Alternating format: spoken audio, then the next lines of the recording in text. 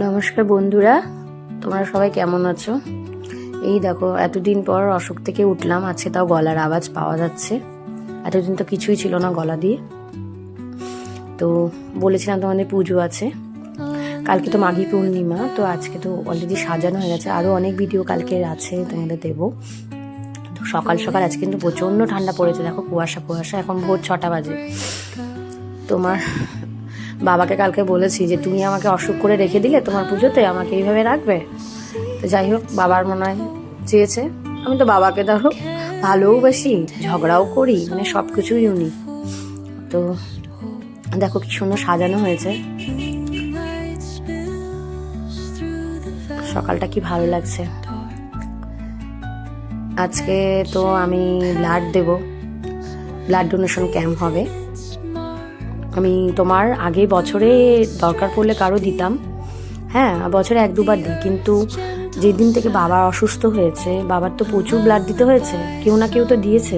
তো সেদিন থেকে আমি নিজেকে মনে করেছি, যখন মানে যেই জায়গাটাতেই ধরো 6 মাসের আগে দিতে হয় না বলে, কিন্তু আমি মানে প্রায় কারো ক্রাইসিসে তো দিই আমি ব্লাড।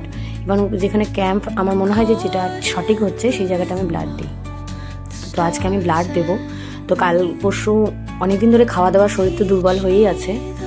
তো বাবাকে বলছি আমি তো ব্লাড দেবো, তুমি যে আমার শরীরটাকে এরকম করে দিলে, আমি কীভাবে ব্লাড দেবো? আমি শরীরটাকে একটু ঠিক করে দাও।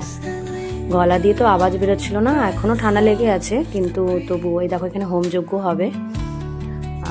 যজ্ঞের জায়গাটা আরও সুন্দর করে সাজানো হবে, তোমাদের দেখাবো। তোমার এখানে কালচারাল প্রোগ্রামগুলো হয়, কেউ ছোট ছোট বাচ্চারা এখানে নাচ গান করে। ছোটোবেলায় প্রচুর নাচ করেছি, এখানে গান করেছি, এখন আর হয়ে ওঠে না সব কিছু। দেখো এখনও ঠান্ডা লেগে আছে, মুখটা পুরো ফুলে আছে, আর টনসিলটা পুরো ব্যথা হয়ে আছে।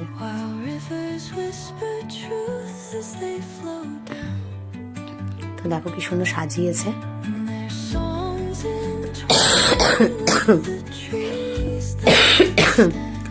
মাঝে মাঝে অসুস্থ হয়ে এটা ওটা হয়, কিন্তু ইদানিং না মানে হঠাৎ করে শরীরটা এত অসুস্থ কেন যে হয়ে গেল, মানে অনেকদিন পরে এরকম বিছানায় পড়লাম।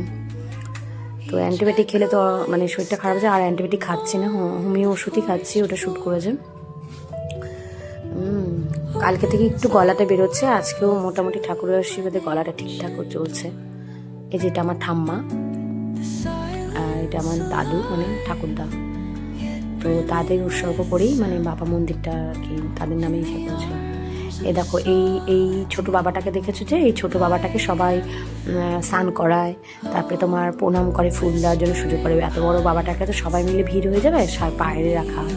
আর এটা প্রসেশন যে হবে, শোভাযাত্রা, ওই সময় এই বাবাটাকে নিয়ে ঘোরা হবে, তাই সাজানো হয়েছে। আজকে কিন্তু বাবা রাজার মতন সাজবে। তোমাদের সন্ধ্যাবেলায় আমি দেখাবো, বাবা প্রচুর রাজার মতন গয়নাগাটি পরবে।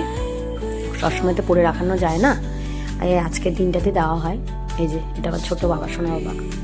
তো এদের কাছেই মানে এই বাবার কাছেই আমার সব ঝগড়া ঝাঁটি, অশান্তি, রাগ, অভিমান সব দেখাই। আমি প্রচণ্ড ভালোবাসি, আর আমার সব কথা শুনে, কিন্তু পরীক্ষা নেয় আমাকে প্রচণ্ড পরিমাণে। তো আরও তোমাদের ভিডিও দেখাবো মন্দিরে। যারা কাছে আছো তারা সবাই এসো প্রসাদ খেতে। তো ভালো থেকো, টাটা।